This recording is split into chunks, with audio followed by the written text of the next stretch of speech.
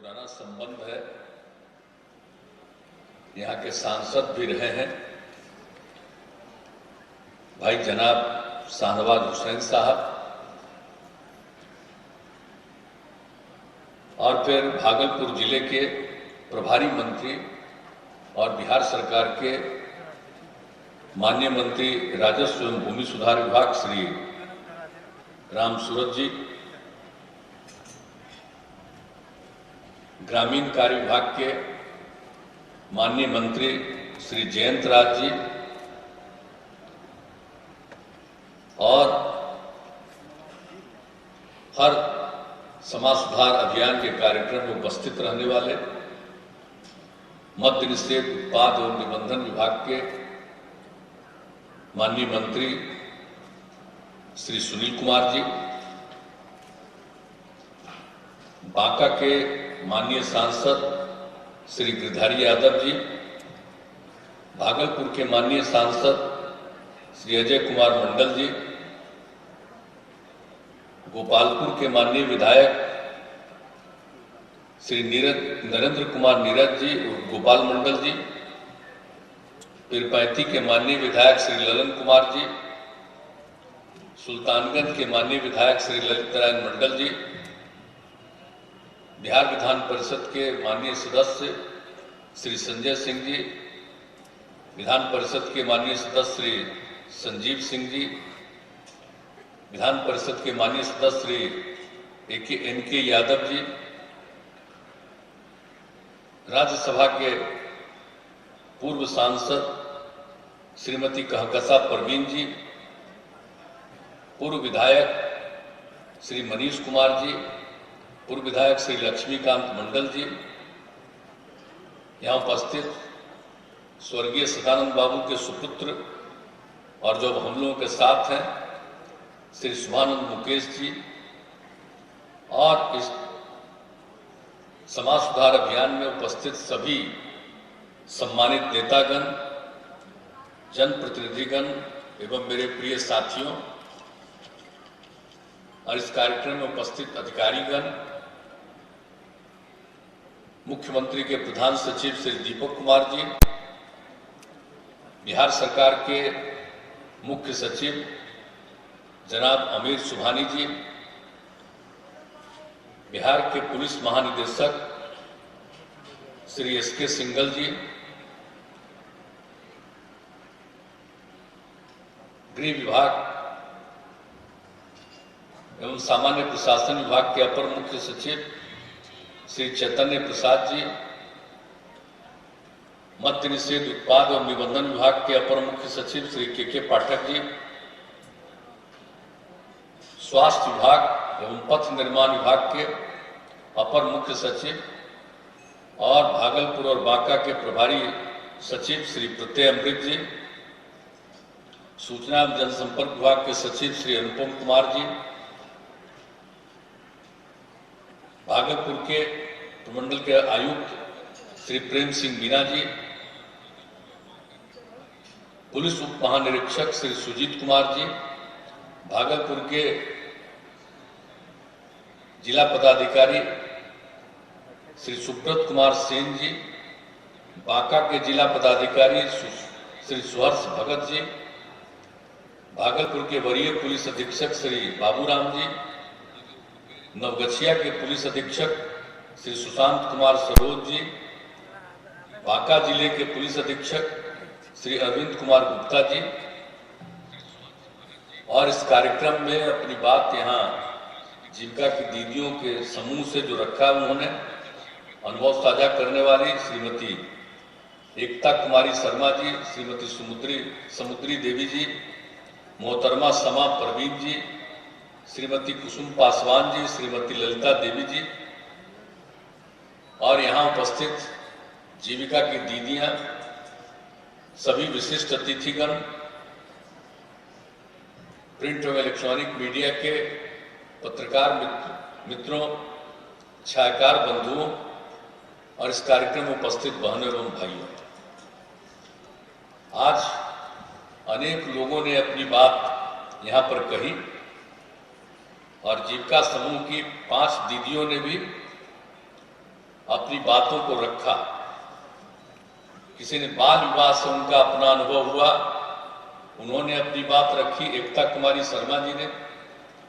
और भागलपुर जिले में ही जो सतत जीविकोपार्जन योजना का उन्होंने उल्लेख किया और किस तरह से उसका उनको लाभ मिला, समुद्री देवी जी ने इस बात को कहा। और शराबबंदी को लेकर के समा प्रवीण जी ने अपनी बात रखी, पूरी बात को बताया। और बांका से भी सतत जीविकोपार्जन योजना के अंतर्गत कुसुम पासवान जी ने अपनी बात कही। बाल विवाह को लेकर के ललिता देवी जी ने भी बात कही। तो ये बहुत अच्छा लगा, बहुत ही। लेकिन हालांकि यहाँ के डीएम को हम कहेंगे कि भाई इतना संक्षेप में सबको काहे बोलने के लिए है। जो हम सतत जीविकोपार्जन योजना में घूम रहे थे, 6 जगह हो गया था, तो उसमें हमने सबको कह दिया था कि जीविका की दीदियों को अपनी इच्छा के मुताबिक पूरा बोलने का मौका दीजिए। तो आप कम समय काहे देते? पूरी बात हालांकि ठीक है, संक्षेप में ही बोल रही थी, लेकिन ठीक ही बोल रही थी और उन लोगों ने अपना अनुभव दिया। लेकिन बाकी सब जगह भी आखिरकार हम सतत ये बोलिए समाज सुधार अभियान में, तो उनके साथ हम बातचीत करने के लिए आए हैं, अन्य लोगों के साथ बातचीत करने आए हैं, तो उनकी बात तो हम सुनना चाहेंगे, उनका जो अभियान है। तो आखिर इस बात का जरा ध्यान रखिएगा। और आप लोगों को मालूम है ना कि शराबबंदी जो लागू हुआ, आखिर कैसे लागू, किस तरह से महिलाओं ने ही जो जीविका समूह की थी उन्होंने ही मांग किया था। 9 तारीख को, 9 जुलाई को 2015 की बात है, पटना के कार्यक्रम में हम लोग, इन्हीं लोगों का कार्यक्रम था। और उसी कार्यक्रम में हम अपनी बात कह करके बैठे थे। तब तक वही पटना में जहां उपस्थित थी जीविका की दीदियां, तो उन्हें वहां से मांग कर दिया शराबबंदी लागू किए। तो हम तो जाके बैठ रहे थे, तो हमको लगा कुछ शराबबंदी की बात की है। तो उसमें जो मंत्रीगण थे और लोग थे, पूछेंगे क्या सब कहाँ शराबबंदी की बात। लौट करके आ करके फिर हमने कहा कि अगर अगली बार आ जाएंगे तो 2015 की बात, उसके 3 महीने के बाद ही चुनाव होना था 4 महीने। हमने कहा अगली बार फिर आ जाएंगे तो बिहार में शराबबंदी लागू कर देंगे। तो ये जीविका की दीदियां, ये उन्हीं की बात थी, महिलाओं की मांग थी। उन लोगों ने इस बात को रखा कि शराबबंदी लागू होना चाहिए। और जो बात है हम तो शुरू से चाहते थे, हम लोग तो इसके लिए पूरा अभियान चलाते रहते थे, लेकिन लगता था कि पूरा प्रभावकारी होगा नहीं होगा। लेकिन उस दिन जब महिलाओं ने ये मांग की तो मुझे इतनी खुशी हुई, और उसके बाद हम लोगों ने घोषित कर दिया। और सबको मालूम है ना, जब 2015 के बारे में हम लोगों ने ऐलान कर दिया था कि आएंगे फिर सरकार में तो लागू करेंगे, और उसके बाद ही जैसे ही फिर हम लोगों को काम करने का मौका मिल गया 15 में, और जब शपथ ग्रहण हो गया नवंबर महीने में, और उसके बाद ही 26 तारीख को, 26 नवंबर को ही जो पहली मीटिंग की, और उसी में हम लोगों ने ये बात तय कर दिया कि हम लोग इस बात को आगे बढ़ाएंगे और इसके लिए अभियान चलाएंगे। तो पूरा का पूरा अभियान चला। और जब इसको लागू कर दिया गया, आप जानते हैं 1 अप्रैल से शराबबंदी 2016 में लागू किया गया। और जो बड़े शहर थे कॉरपोरेशन वाले, तो उसमें आप समझ लीजिए कि बड़े शहरों में सिर्फ हम लोगों ने कर दिया था, चूंकि पूरा का पूरा अभियान चला था देहाती इलाकों में, तो हम लोगों को लग रहा था कि पूरे प्रमुख शहर हैं जहां पर इसको लागू नहीं किया गया, तो वैसी जगहों पर हम देसी शराब को तो बंद कर देंगे, लेकिन कुछ दिन तक अभी वहां अभियान चलाएंगे और विदेशी शराब चलेगा। लेकिन जब गांव में तो बंद हो गया, लेकिन जब प्रमुख शहरी इलाकों में कुछ जगहों पर था, तो देखिए उसके बाद कितना ज्यादा विरोध शुरू हो गया। कोई दुकान खोल रहा था तो लोग दुकान नहीं खोलने दिया, महिलाओं ने, पुरुषों ने, नवयुवकों ने, सब ने इतना विरोध किया चारों तरफ, पटना से लेकर के हर जगह। तो बड़ी हम लोगों को खुशी होने लगी और लगा कि साहब हम सोच रहे थे कि शहरी इलाकों में अभी वातावरण है, लेकिन जो हम लोगों ने वातावरण देखा उसके बाद ही, और उस समय हाउस चल रहा था, असेंबली चल रहा था, तो 4 तक था। हमने हर दिन देखा और 4 तारीख को हम लोगों ने मीटिंग की। और अभी फिर है के पाठक जी यहाँ पर बैठे हुए आपके उत्पाद एवं निबंधन विभाग का, फिर इनको जिम्मेवारी है, ये तो निषेध उत्पाद एवं निबंधन विभाग का। ये उस समय भी याद है किस तरह से लोगों को तत्काल जो हम लोगों ने मीटिंग की, और मीटिंग करने के बाद 5 तारीख को ही, 5 फरवरी को ही पूरे तौर पर ऐलान कर दिया और कैबिनेट की मीटिंग करके कि साहब अब शहरी इलाके में भी लागू हो जाएगा। मतलब सिर्फ 4 दिन बीच में गैप रहा, लेकिन बाकी पूरे बिहार में लागू हो गया और कितना बड़ा अभियान चला। और उसके बाद उसी समय जब ये चीज लागू कर दिया गया, तो फिर हमने सोचा कि हर कमिश्नरी में, उसके मुख्यालय में एक जगह जा करके हम लोगों के साथ बातचीत करेंगे और मिलेंगे। ये बात शुरू हो गया था। और आप जानते हैं सबसे पहले तो हम यहीं पर आ गए थे, भागलपुर में ही। जहां तक हमको याद पड़ रहा है, उस समय का शुरुआती दौर में जो हम लोगों ने शुरू किया था 2016 में, वो यहाँ पर भी आए थे। तो पूरे तौर पर कितनी बात थी। और उस समय भी जो महिलाएं आती थी, सबसे पूछते थे कि क्या अनुभव है, और कई महिलाएं बोलती थी। और जब कितनी खुशी की बात होती थी, एक जगह जब हम सब जगह घूमे, 9 जगह घूमे, और उसी में महिलाएं बोलती थी और कितनी प्रसन्नता व्यक्त करती थी। और एक जगह जो हम देखे महिलाओं का, तो एक जगह महिला ने अपनी बात कही, उसको हम भूल नहीं सकते। उसने कहा कि देखिए, हमारे पति शराब पीते थे और शाम में जब घर आते थे दारू पी करके, तो बिल्कुल झगड़ा करते रहते थे। और जो भी पैसा वो कमाते थे, उनको जो मिलता था, ज्यादा पैसा वो शराब में खर्च कर देते थे। बच्चे बच्चियों को पढ़ने तक में दिक्कत, घर में भी भोजन आदि का भी प्रबंध ठीक नहीं हो पाता था। ये सब स्थिति थी। और उसके बाद जब शराबबंदी लागू हो गया, तो शराबबंदी लागू होने के बाद अब जब शाम में आते हैं लौट करके ऑफिस से मेरे पति, तो बिल्कुल बाजार से सब्जी खरीद करके लाते हैं और घर में आते हैं तो मुस्कुराते हैं और हम लोगों के काम में सहयोग देते हैं। और अब उस समय देखने में बहुत बुरा लगते थे, अब देखने में बहुत अच्छा लगता है। तो ये बात जब मुझको महिला ने कही, ये कोई मामूली बात नहीं है। बहुत लोगों को तो लगता है कुछ कुछ बोलते रहते हैं, कुछ लोग अपने को बड़ा काबिल आदमी समझते हैं, विद्वान समझते हैं और दारू पीने के पक्षधर होते हैं। हम लोग जब से लागू कर दिए हैं, मेरे बड़ा खिलाफ रहते हैं। आप जानते हैं ना कि जब जितना काम किए हैं, और आपको मालूम है तो शराबबंदी की बात ये कर, समाज सुधार की बात कर रहे हैं, बिहार के विकास के लिए कितना काम किया गया। और आप समझ लीजिए जब शराबबंदी लागू किए, तो जितना काम आज भी अच्छा किया जा रहा, उसके बारे में लोग बाहर में नहीं इसका अपना कुछ लिखने उखने बहुत लोग हैं, सब नहीं, कुछ लोग, लेकिन उन लोगों को लगता है, तुमको पता कि भाई आप काबिल हो ही नहीं सकते। शराब पीना बहुत बुरी चीज। बहुत लोग तो कहते रहता था कि शराब चलेगा, तो इसमें जो बाहर से आते हैं टूरिस्ट लोग जो आते हैं, वो अब आएंगे बहुत कम। अब आपको मालूम है कि बिहार में बढ़ गया। हम केरला में गए थे, वहां के समुदाय के लोग, उसका एक हिस्सा लगा हुआ था शराबबंदी के लिए अभियान, हमको बुलाया था, वहां पर गए थे। और वहां पर यह बात कहता था कि टूरिस्ट लोगों की कमी हो जाएगी। तो हमने उनको बता दिया था कि बिहार में टूरिस्ट की कमी नहीं है, बल्कि टूरिस्ट और बढ़ गया है। टूरिस्ट आता है वो दारू पीने के लिए आता है। अरे जो उसको आता है, पर्यटक जो आते हैं देखने के लिए आते हैं, विभिन्न समाज से, विभिन्न चीजों से उनकी रुचि रहती है, उसको देखने के लिए आते हैं। तो कितना हुआ है बिहार, एक एक चीज के बारे में देख लीजिए।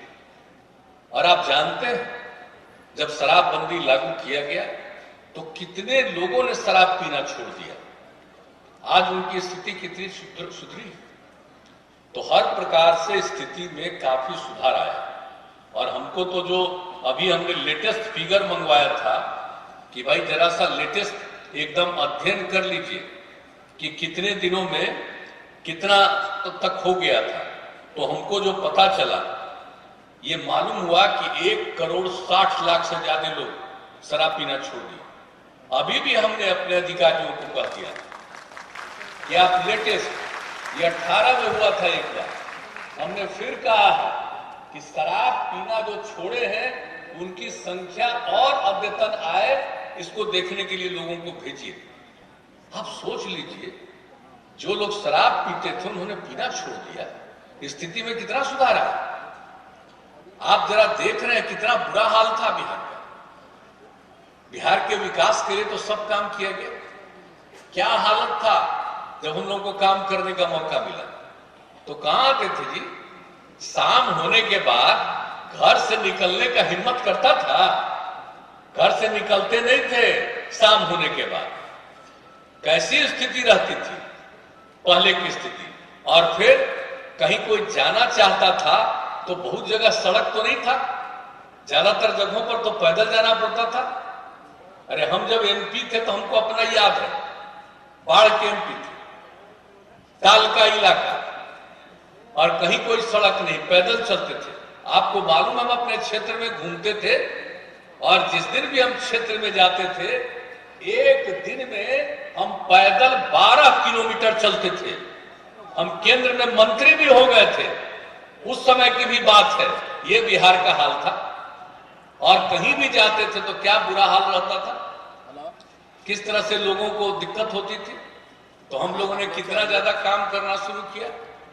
अब बोलिए, लगभग जो हम लोगों ने तय किया कि गांव-गांव को सड़क से जोड़ेंगे, ये काम हो गया। और आप जानते हैं कि हम लोगों की शिकायत सुनने के लिए बैठते हैं सोमवार को, अब आकर के जो बताते हैं उनको भी हम लोग देखते हैं एक तरफ से। तो एक एक जगह पर काम, शहरी इलाके का कितना विकास।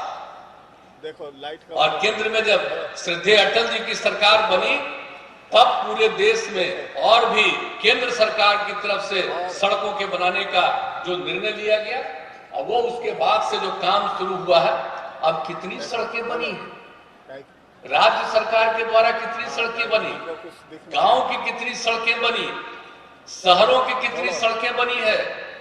ये सब करके अब आपको कितनी सुविधा। और जो कहीं कहीं बचा हुआ है, चिंता मत करिएगा, एक एक चीज को देखते रहते हैं। तो वो सड़क को तो हम लोग देखते ही रहते हैं, लेकिन पहले से लेकर के अभी क्या सुविधा हो गई। और आप जानते हैं, जब हम लोगों ने काम करना शुरू किया था तो उस समय कह दिया था कि भाई राज्य के सबके दूर दराज इलाके से चलकर राजधानी पटना पहुंचने में 6 घंटे से ज्यादा समय नहीं लगना चाहिए। जब 6 घंटे का उद्देश्य प्राप्त हो गया, तब उसके बाद हम लोगों ने फिर तय कर दिया कि अब आगे का हमारा उद्देश्य है कि 5 घंटा से ज्यादा समय न लगे। और उसके लिए कितनी सड़कें कितनी बन रही है, कितना पुल बन रहा। और हम लोगों ने तय कर दिया कि सिर्फ सड़क बनाना नहीं है, पुल पुलिया बनाना नहीं है, बल्कि उसको हमेशा मेंटेन करके रखना, उसका देखभाल करना पड़ेगा। आज भी कभी कभी बाढ़ आता है, बर्बाद हो जाता है, हर बार हम कहते हैं। और अब हम लोगों ने तय कर दिया है कि जितनी भी हमारी सड़कें हैं, जितने भी हमारे पुल पुलिया है, ये सब का मेंटेनेंस का काम भी संबद्ध विभाग करेगा। ये हम लोगों ने तय कर लिया है और उसके हिसाब से अभी लोग इस पर आगे काम कर रहे हैं। और भवन निर्माण भी बनाते हैं, उसके लिए भी हम लोगों ने तय किया। तो कितना काम किया। और जरा पढ़ाई लिखाई कितनी होती थी भाई, कितने स्कूल चलते थे, जरा याद करिए। बच्चियां कितना पढ़ती थी, 5वां क्लास तक तो पढ़ लेती थी बहुत बच्चियां, लेकिन उसके आगे नहीं पढ़ पाती थी। जो मिडिल स्कूल में भी जाना है उसको, तो उसको कपड़ा चाहिए। गरीबी इतनी थी कि अपने बच्चियों को कपड़ा के लिए भी पैसा नहीं दे सकते थे, बना सकते थे, तो उसको नहीं भेजते थे। तो कितनी कम लड़कियां जाती थी। हम लोगों ने क्या शुरू किया, कितने नए स्कूलों का निर्माण कराया, और किस तरह से लड़कियों को पढ़ने के लिए पोशाक योजना की शुरुआत करा दी। और फिर हमको लगा कि 8वें तक ही नहीं, बल्कि आगे बढ़ेगी और आगे बढ़ेगी। तब 9वीं क्लास में पढ़ने वाली लड़कियों के लिए जो हम लोगों ने साइकिल योजना की शुरुआत करा दी, कितनी लड़कियां साइकिल चलाती थी। और जब हम लोगों ने अपने राज्य में लड़कियों के लिए साइकिल योजना शुरू की, ये देश में ही कहीं नहीं, ये दुनिया में कहीं नहीं। और जब साइकिल योजना शुरू हुई और लड़कियां कितना खुश हुई और साइकिल चलाकर जो जाने लगी, और उसके बाद तो कई जगहों पर जब स्कूल से लौट करके आती थी तो घर का भी कोई काम है तो अपने पिता को, अपनी माता को लेकर के शाम में बाजार भी जाने लगी। यह स्थिति हो गई। और ये लड़कियां कितनी बढ़ गई साहब, कितना उत्साह है। भूलिएगा मत, सब जीविका की दीदियों को कहेंगे कि जो काम शुरू किया गया भूलिएगा नहीं। आजकल पहले तो हम जो भी काम करते थे एक एक चीज लोगों तक रहता था, लेकिन जब से नई टेक्नोलॉजी या सोशल मीडिया आ गया है ना, तब से नया नया बात प्रचारित होता है। पुराना बात जितना किया गया सब लोग उसको भूल जाते हैं। एक एक चीज नया नया आने लगा, तो नया नया आने लगा है। लेकिन इन चीजों को मत भूलिएगा, लड़कियां कितना पढ़ने लगी। और उसके बाद जब हम जगह जगह घूमते थे तो जगह जगह देखते थे कि लड़के भी कुछ कहना चाहते थे। तो हमने कहा क्या है, तो कहा कि हमारे लिए भी कुछ सोचिए। हमने कहा ठीक है। उसके बाद हमने लड़कों के लिए भी साइकिल योजना की शुरुआत करा दी। लड़का लड़की, अब देखिए तो हाई स्कूल में 9वीं क्लास के बाद कितने लोगों को मिलती है साइकिल, और किस तरह से पोशाक योजना नीचे से लेकर के ऊपर तक एक एक काम जो किया गया। अब कितने लोग पढ़ने लगे, अब कितनी लड़कियां पढ़ने लगी, कितनी कम लड़कियां पढ़ती थी। और आपको मालूम है कि अब पिछले साल मैट्रिक की परीक्षा में लड़का से 300 ज्यादा लड़की थी। अब इतनी ज्यादा लड़कियों की संख्या बढ़ती चली जा रही स्कूल में। और आपको मालूम है कि अब कितना पढ़ रही। और सबसे बड़ी बात है कि इन सब चीजों पर हम लोगों ने क्यों ध्यान दिया। आप जानते हैं कि किस तरह से प्रजनन दर, कैसे कितना ज्यादा यहां पर आबादी बढ़ती चली जा रही है। और जब लड़की पढ़ लेगी, जब इसका आकलन किया गया, जब देखा गया कि साहब देश भर में भी अगर लड़का लड़की में, लड़की भी पति पत्नी में पत्नी भी अगर मैट्रिक पास है तो देश भर का जो एवरेज था प्रजनन दर 2 के करीब। और बिहार का भी जो किया गया कि अगर पति पत्नी में पत्नी भी मैट्रिक पास है तो उसका भी मिल रहा है 2 के करीब। और उसी तरह से अगर इंटर पास है, 12वीं कक्षा पास है, तो देश भर का जितना मिल रहा था 1.7 पति पत्नी पत्नी। अपने यहां भी देखें कि अगर पति पत्नी में पत्नी इंटर पास है तो उसका निकल रहा प्रजनन दर 1.6। तो ये सब बात आई तो हमारे मन में यूरेका की भावना आई। और तभी हम लोगों ने तय कर दिया कि हम सब लड़की को कम से कम इंटर तक पढ़ाने की कोशिश करेंगे। हर एक पंचायत में +2 तक की पढ़ाई का इंतजाम कर देंगे। अब देखिए कितना काम हो गया।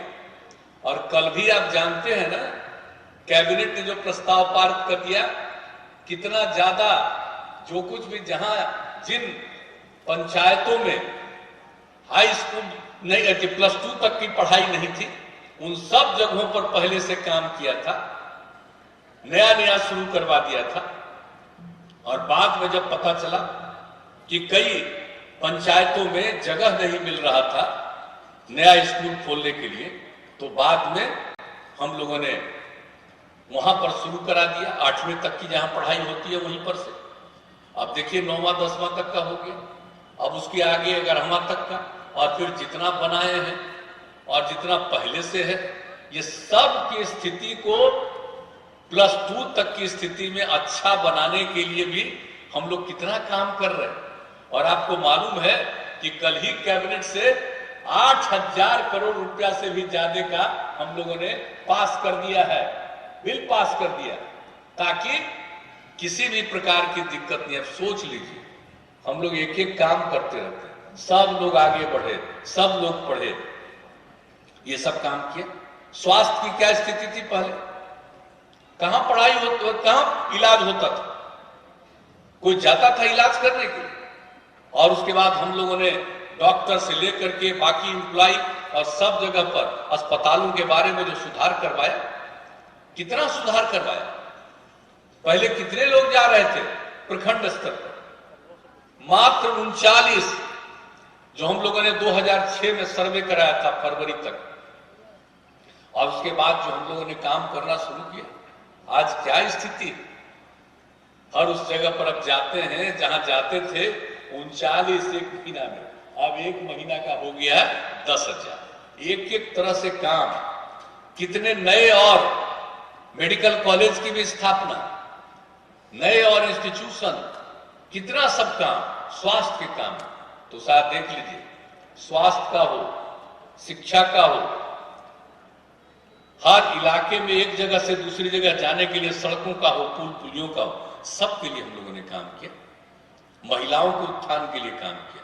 समाज के जो कमजोर तबके के लोग थे, वो अनुसूचित जाति के, अनुसूचित जनजाति के, अति पिछड़े वर्ग के, अल्पसंख्यक समुदाय के, ये जो सबसे पीछे दिखाई पड़ते थे, स्कूलों के बारे में भी हमने जो आकलन किया था उसमें दिखते थे। तो इन सब लोगों को आगे बढ़ाने के लिए कितना काम हम लोगों ने किया। तो कौन सा काम हम लोग छोड़े, एक एक काम छोड़े, लेकिन ये सब काम तो होता है। हम लोगों की आमदनी बढ़ रही, अब उसके बाद ये दारू में सब बर्बाद कर रहे थे। तो जब इन्हीं लोगों की बात हुई तो हम लोगों ने शराबबंदी लागू कर दिया। अब आज स्थिति देख रहे हैं ना, जरा जो हमने जीविका समूह बनाने का निर्णय लिया महिलाओं के लिए, स्वयं सहायता समूह बहुत कम थी, लेकिन हम लोगों ने तय किया इसकी संख्या बढ़ाएंगे और हम नए सिरे से कराएंगे। और उसके लिए जो काम किया, उसका नामकरण किया जीविका समूह। और कितनी बड़ी संख्या में, हमने तो कहा था कि भाई 10 लाख स्वयं सहायता समूह हम लोग बनाएंगे। अब आप सोच लीजिए कि अब 10 लाख से भी आगे बढ़ गए। ये स्थिति हो गई बिहार में, और जिसको हम और आगे बढ़ाते चले जा रहे हैं। 1,28,00,000 से भी ज्यादा परिवार के लोग अब जीविका समूह से जुड़ गए। एक एक काम क्या किया, महिलाओं को उत्थान के लिए क्या काम किया। कहां पहले महिला होती थी, जब पहली बार मौका मिला हम लोगों को। आप बताइए, पंचायत का चुनाव 2006 में था, तो हम लोगों ने क्या लागू किया, 50% महिलाओं के लिए जो कानून बना था केंद्रीय, उसमें 1/3 थी। और हम लोगों ने तय कर दिया बिहार पहला राज्य है जिसमें 50%। और फिर अगले साल नगर निकायों का चुनाव हुआ, उसमें भी यही हम लोगों ने कर दिया। अब कितनी बड़ी संख्या है। अभी हाल ही में ना चुनाव हो गया पंचायत का, फिर चौथा चुनाव। कितनी महिलाएं चुन करके आती, कितना अवसर मिला, पढ़ाई का कितना अवसर मिला। और सरकारी सेवा में जरा बताइए कितना ज्यादा। सरकारी सेवाओं में महिलाओं को जो हम लोगों ने आरक्षण दिया, सबसे पहले तो हम लोगों ने पुलिस में पूरा का पूरा आरक्षण दिया हमने महिलाओं के लिए। तब कितनी महिलाएं हैं पुलिस में बिहार में। अब बिहार के पुलिस में जितनी महिलाएं हैं, आप जान लीजिए इस देश के बड़े से बड़े राज्य में, अमीर से अमीर राज्य में, किसी भी राज्य में इतनी महिलाएं पुलिस बल में नहीं है। ये बिहार का, हम तो सबसे गरीब राज्य में है भाई, इतना काम करने के बाद भी। लेकिन जहां कहीं भी यहां पर काम किया गया, अब आप सोच लीजिए। और उसके बाद हम लोगों ने 2016 में लागू कर दिया सरकार की सभी सेवाओं में महिलाओं को 1/3 हम 35% रिजर्वेशन देंगे। आज देखिए सब चीज में सेवा में, हर सेवा में। तो कितना हम लोगों ने सबके लिए काम किया, सबके उत्थान के लिए काम किया, महिलाओं को इतना सब काम किया। व्यापार के क्षेत्र में भी अगर कोई काम करना चाहेंगे तो उसके लिए हमने हर महिला के लिए, सबसे पहले तो हम लोगों ने अनुसूचित जाति, अनुसूचित जनजाति के लिए, पुरुष हो या स्त्री, और उसके बाद उसमें जोड़ा अति पिछड़े वर्ग को। इन तीनों के लिए हम पहले से किए थे। ये कोई उद्योग करेंगे 5 लाख रुपया तक का, उनको सिर्फ अनुदान दिया जाएगा अधिकतम, और 5 लाख रुपए तक का अधिकतम उनको ऋण लिया जाएगा बिना टैक्स के। अब आप सोच लीजिए, जो हम लोगों ने शुरू किया था वही अब सारे महिलाओं के लिए कर दिया। अब बाकी जो बच गए थे पुरुषों के लिए भी हमने जो है उनके लिए भी कर दिया है कि 5 लाख रुपया तक का उनको अनुदान देंगे, चाहे वो ऊंची जाति के हों या पिछड़े वर्ग के हों, कोई। और अगर वो कोई काम करेंगे तो उनको अगर 5 लाख का कर्ज मिलेगा तो मात्र उनको 1% का टैक्स। लेकिन बाकी सारे महिलाओं, अनुसूचित जाति, अनुसूचित जनजाति, अति पिछड़े वर्ग, ये सब के लिए जो पहले किया अब सारे महिलाओं के लिए कर दिया, चाहे वो किसी भी जाति की हो। तो एक एक तरह से काम। उसी तरह से अल्पसंख्यक समुदाय के विकास के लिए कितना ज्यादा हम लोगों ने उनके उत्थान के लिए काम किया। तो एक एक समुदाय ऐसा नहीं है जिसके उत्थान के लिए हम लोगों ने काम नहीं किया। और उसी में जब मांग आई शराबबंदी का, तो शराबबंदी लागू की, और इसके लिए हम लोगों ने जितना भी संभव है उतना काम हम लोग कर रहे हैं। और जो पहला अभियान चलाया, सब कुछ किया। आज कितना अच्छा गा रही थी, हालांकि कलेक्टर साहब जरा सा इंतजाम रखते वो सब की आवाज को और ज्यादा बढ़िया से पूरा जाता तो बहुत अच्छा रहता। लेकिन फिर भी सब कितना बढ़िया एक एक गाना गा रही थी, किस किस तरह से बता रही है एक एक चीज के बारे में, हर तरह की बात जो हम लोग आज समाज सुधार अभियान चला रहे हैं। चाहे शराबबंदी का मामला हो, बाल विवाह का मामला के खिलाफ हो, दहेज प्रथा के खिलाफ हो, तो इन सब चीजों के मामले में जो पूरी की पूरी जागृति आ रही है।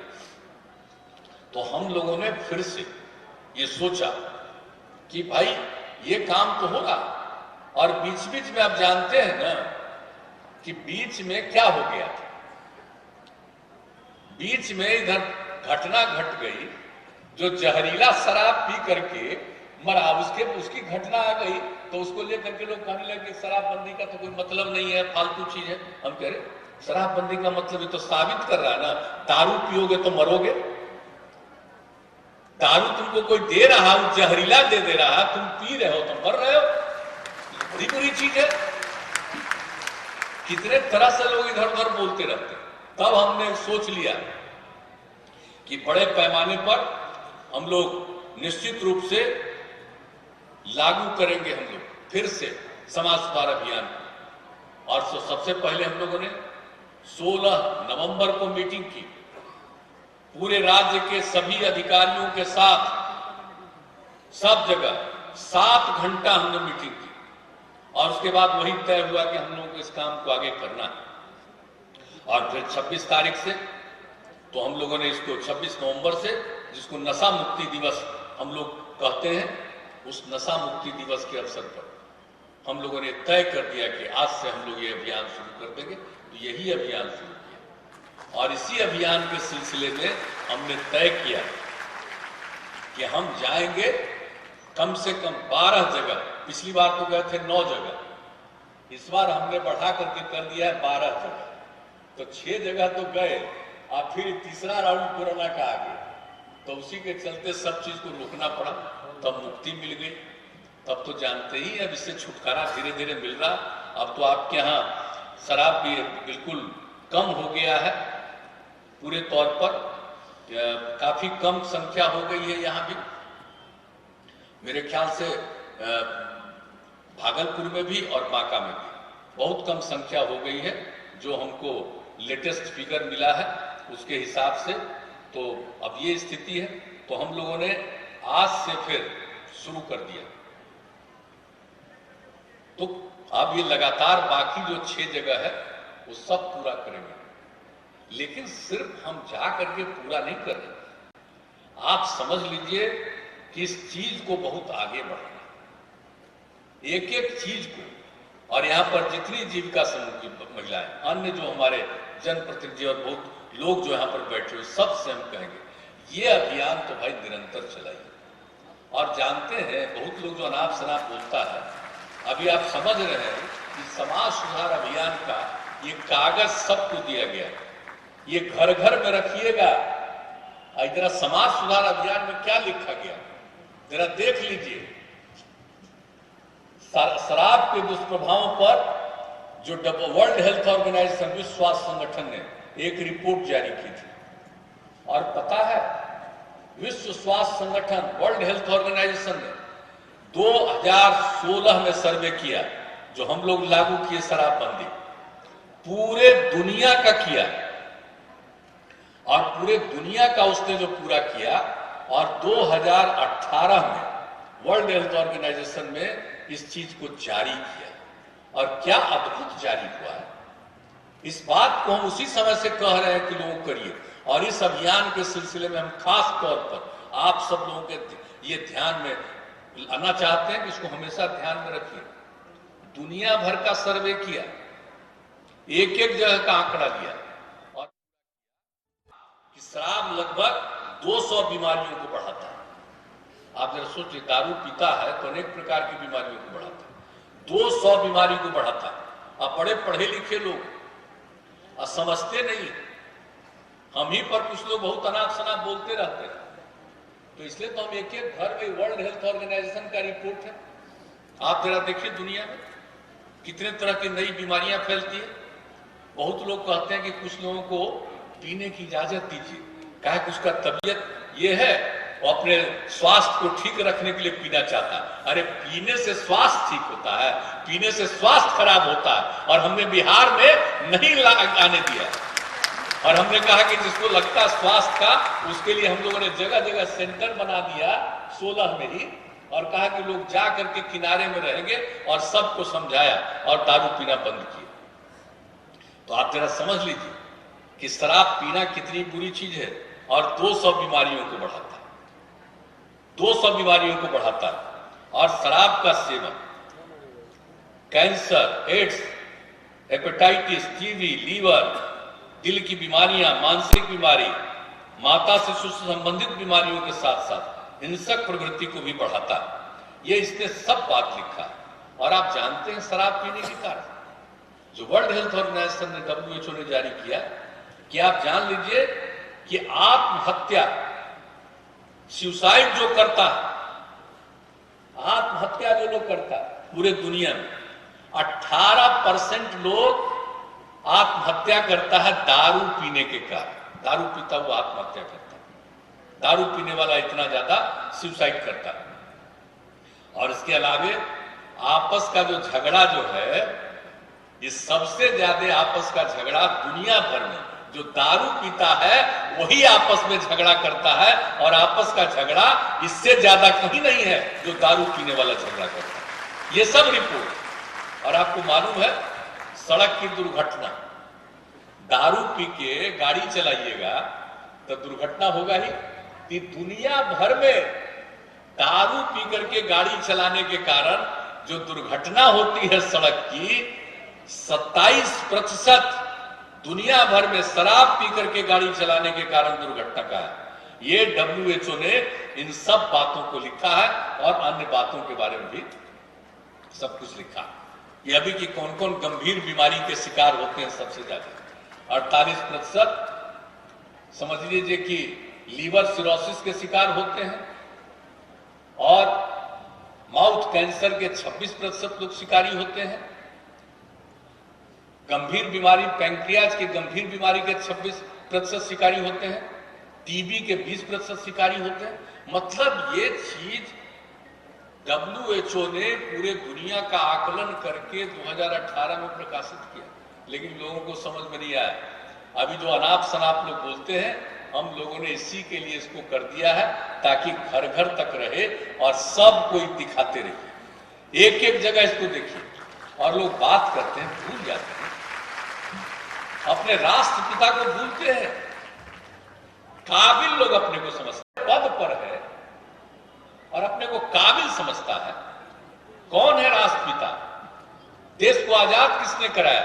बापू ने कराया, राष्ट्रपिता महात्मा गांधी ने कराया। और जब देश में आजादी की लड़ाई बापू लड़ रहे थे, तो कितना ज्यादा शराबबंदी के पक्ष में बोल रहे थे। और जो बापू ने जितनी बातें कही है, उसको भी इसके साथ हम लिखवा दिए। क्या बापू ने कहा? शराब आदमियों से न सिर्फ उसका पैसा छीन लेता, दारू पीने में जो हम बात कर रहे हैं, पी लीजिएगा पैसा बर्बाद कर रहे हैं, उन्होंने उसी समय आजादी के लड़ाई के दौरान कहा कि शराब आदमियों से न सिर्फ उनका पैसा छीन लेता बल्कि उनकी बुद्धि को भी हर लेता। ये बापू का कहा हुआ है, राष्ट्रपिता का, कि खाली पैसा बर्बाद नहीं होता है, बुद्धि भी खत्म हो जाता है। ये राष्ट्रपिता का कहा हुआ है। और शराब पीने वाले इंसान जो रहते हैं, इंसान पीना शुरू करते हैं, हो जाते हैं हैवान। तो बापू ने कहा शराब पीने वाले इंसान हैवान हो जाते हैं। अभी आप बताइए, देश की आजादी की लड़ाई और इसके संविधान में व्यवस्था हर राज्य को कहा है, अधिकार दिया है कि वो शराबबंदी लागू कर सकता है। इसके बाद कौन कौन लोग कहां कहां जाता है। और ये बात कोई करता, हम इसलिए अभियान चला रहे हैं कि अगर भूल जाएंगे, बापू की बात को भूल जाएंगे, राष्ट्रपिता को याद नहीं रखेंगे, ये सारी बातें हैं। और WHO ने अभी सबसे ज्यादा इन सब बातों को, जो बातें कही है, इन सब चीजों के बारे में हम लोगों ने ये तय किया। और इसके अलावे आज तो शराबबंदी के साथ है, लेकिन उसके साथ साथ दहेज प्रथा, बाल विवाह। अब आप तो जानते हैं कि दहेज प्रथा और बाल विवाह दोनों के ऊपर में पूरे देश में कानून बना हुआ है। आपको शादी विवाह में दहेज नहीं लेना, लेकिन कितना लोग दहेज के चक्कर में रहता है जी। लड़का को पढ़ाता है और लड़की को कम पढ़ाएगा। अरे अब तो हम इतना कर दिए कि अब लड़की को कोई कम पढ़ाना चाहेगा तो लड़की कम पढ़ेगी, अब तो सब लड़की पढ़ेगी। और किस बात के लिए आप बात करते हो भाई? लड़का का ब्याह करोगे और लड़की को लाओगे और उससे तुम दहेज लोगे? कानून तो बना हुआ, आप जरा बताइए तो। हम आप सब लोग यहां पर हैं, अगर पति पत्नी न हो, स्त्री और पुरुष न हो, तो हम आप कहीं आते क्या? पुरुष और स्त्री रहेगी तभी ना हम आप जन्मे हैं जी, ये आगे भी जन्मेंगे। इसलिए कोई लड़का है वो ब्याह नहीं करेगा तो उसका कोई बाल बच्चा होगा? तो इसलिए अगर जो शादी होगी तो उससे दहेज लेना, ये कितना गैर कानूनी और बिल्कुल गलत बात है। महिला आएगी आपके यहां तो उससे पैसा लीजिएगा, दहेज लीजिएगा। पुरुष है तो आप ही को वैल्यू है और महिला को वैल्यू नहीं है। मत करिए ना ब्याह, रहिए ना, मर जाइएगा। उसका तो आपका ना कोई बाल बच्चा, और कुछ दिन में कोई याद भी नहीं करेगा कि फलाना आदमी था। याद भी करता है बाल बच्चा तभी ना जी, जब शादी करते हैं। और जब शादी करते हैं तो लड़की से शादी करते हैं। कोई लड़का लड़का में शादी नहीं ना होगा, लड़की से ना शादी होगा। तो उसी से शादी करने में दहेज लीजिएगा, इससे बढ़कर के कितना गंदा चीज रही। इसलिए दहेज के खिलाफ भी अभियान चलाते रहना। और आप देख लीजिए, हमने तो कह दिया, हम तो बिल्कुल, जो कोई भी शादी करेगा न्योता देगा और लिख देगा कि हमने दहेज नहीं लिया है, तभी उसके यहां जाएंगे। आप लोगों को भी कहेंगे, जो अगर लिख दे कि दहेज नहीं ले रहे, उसी के शादी में जाइए, और कोई दहेज वाला करे उसके ब्याह में मत जाइए। और एकदम हम बहनों से कहेंगे कि पूरे तौर पर अभियान चलाते रहिए दहेज प्रथा के खिलाफ। और आज तो मुझे खुशी हुई कि बाल विवाह के बारे में भी आप लोगों ने कहा, कम उम्र में बच्चों को शादी करना। लड़का का उम्र 21 साल होना चाहिए, लड़की का उम्र 18 साल होना चाहिए। और अब तो केंद्र सरकार नियम बनाने के लिए प्रस्ताव लाई है कि लड़की का भी 21 करेंगे, तो आगे की चीज है। लेकिन अभी तो कम से कम 18 है ना जी। 18 से कम उम्र में लड़की का शादी करना है। कम उम्र की लड़की शादी होगी तो उसको तो तबाह न करिएगा, नुकसान ही न पहुंचाइएगा। बच्चा जो पैदा होगा, बच्ची जो पैदा होगा, उसको तरह तरह का तकलीफ और दुख होता है, अनेक तरह की बीमारियां आती है। इन सब चीजों के बारे में, बाल विवाह और दहेज प्रथा के बारे में भी एक एक चीज, सब चीज को लिख दिया गया कि किस तरह से बाल विवाह बुरी चीज है, दहेज प्रथा बुरी चीज है और बाल विवाह नहीं होने देना। मुझे खुशी हुई कि यहां पर लोगों ने कहा कि बाल विवाह करने जा रहे थे और सब लोगों ने, जीविका की दीदियों ने कहा और उसके बाद इसके लिए तैयार हुए और बाद में कहा बड़ा अच्छा लगा, ये को करने जा रहे थे 16 में और बाद में लड़की का शादी किए 20 साल की उम्र में। तो ये कोई मामूली खुशी की बात है, होना ही चाहिए। कम उम्र में शादी नहीं होना चाहिए, इससे बड़ा नुकसान होगा। और आप जानते हैं ये कम उम्र में लड़कियों की जो शादी करते हैं, जो बच्चे होते हैं, वो जो बच्चा बच्ची पैदा होता है उसका मैक्सिमम लोगों का हाइट जो है वो बहुत कम रह जाता है, ये भी जान लीजिए। आप धीरे धीरे दुनिया भर में सबका बढ़ते जाता है और ऐसा कम उम्र में शादी करिएगा तो बहुत लोगों का होगा, कितना बुरा। तो इसीलिए हर चीज के लिए, चाहे शराबबंदी, शराब के खिलाफ हो, शराबबंदी के लिए हो, और दूसरी चीज है बाल विवाह और दहेज प्रथा के खिलाफ। तो इसको लेकर के निरंतर अभियान चलाना है, छोड़ना नहीं है कभी। और कोई भी अगर बाल विवाह कर रहा है उसको रोकने के लिए हर जगह प्रयास करना चाहिए, होने नहीं देना चाहिए। इसलिए हम आप सब लोगों से यही आग्रह करेंगे कि आज के इस अवसर पर हम लोग यहाँ पर बैठे एक दूसरे की बात सुने।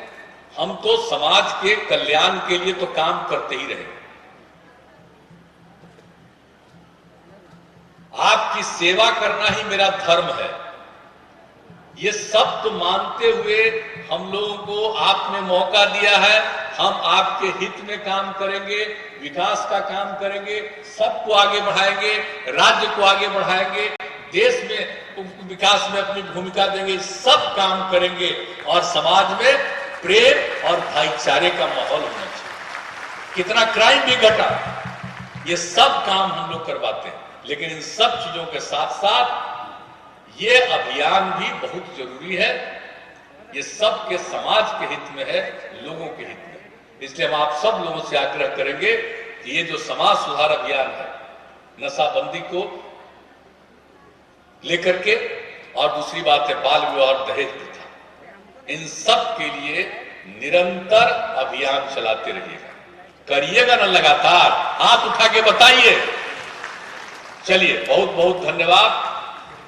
आप लोगों की बात सुने बहुत अच्छा लगा, आप लोग यहाँ उपस्थित हुए बहुत अच्छा लगा। और जो आज की बात है, अपनी बात यहाँ से लौट करके अपने अपने गांव जाइए, सबके सामने इन सब बातों की चर्चा करिए और सबको पूरे तौर पर जागरूक करके इस अभियान को आगे निरंतर तौर पर बढ़ाते रहिएगा। यही हमारा आप सब लोगों से आग्रह है। और हम लोग आपको आश्वस्त करते हैं, जो हमने कहा विकास का काम और तेजी से हम आगे बढ़ाएंगे, उसकी चिंता मत करिए।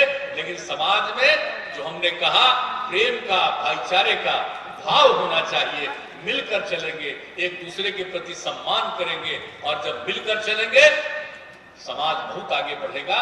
और इसके लिए ये काम, समाज सुधार के लिए भी ये काम करने के लिए आपने हाथ उठा करके आश्वस्त कर दिया, इसके लिए मैं आपको हृदय से धन्यवाद देता हूं।